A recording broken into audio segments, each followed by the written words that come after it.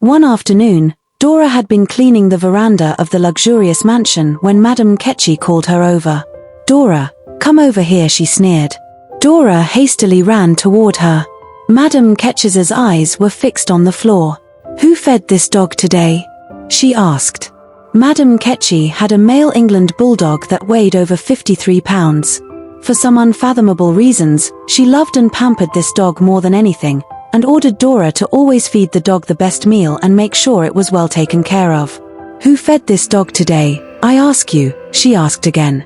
At first, Dora knew she hadn't done anything wrong. But she was scared to speak. Madame Ketchy was already a harsh and fierce woman who wouldn't need any reason to dish her a blow or two, but little did she know that this was going to be a different scenario, the type she had never experienced in her entire misery. If she was honored with a choice, she would have chosen 20 blows or even more than what was about to unfold. As Madame Ketchy continued to interrogate her, Dora's fears grew. She couldn't think straight and started to stammer, but Madame Ketchy saw this as a sign of guilt and became even more aggressive in her questioning. Very frightened, she responded. I did, madam." "Oh, you did?" Madame Ketchy retorted. "You are the one wasting my food in this house. Wow, she smirked. "You know quite well that my dog does not eat its leftover food, yet you overportioned its food, just to waste my food? Well, rest assured that my food cannot be wasted, hence you must finish the food," said Madame Ketchy with every fiber of her being. Bewildered and scared to eat the leftover of a dog's food, Dora tried to explain that she put in the bowl the exact usual portion of the dog's food, but the dog was sick and unable to finish the food. Finally, she couldn't take it anymore as she knew that the woman would not change her mind.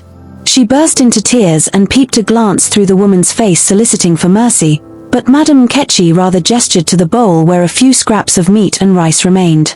Dora coiled in disgust. For a moment she wondered why a dog was receiving a better treatment than her. She wondered why the dog was fed the best quality meat and vegetables while she eats crumbs and bones or does compulsory fast.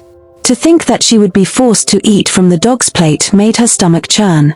But she knew better than to argue with Madame Ketchy, who was known to have a vicious temper. Without a word, Dora shuffled over the bowl and tentatively picked up a piece of meat. It was cold and slimy to touch. The smell of it made her gag in disgust, but her fears overpowered her senses. She took a bite. The taste was foul, and she had to fight the urge to spit it out. She cried and wished to die.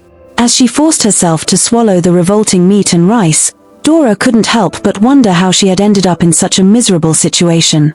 As she continued to eat, while Madame Ketchy stood and watched, tears streamed down her face, she vowed within herself that she would find a way to escape the torment and build a better life for herself even though she was just but a child.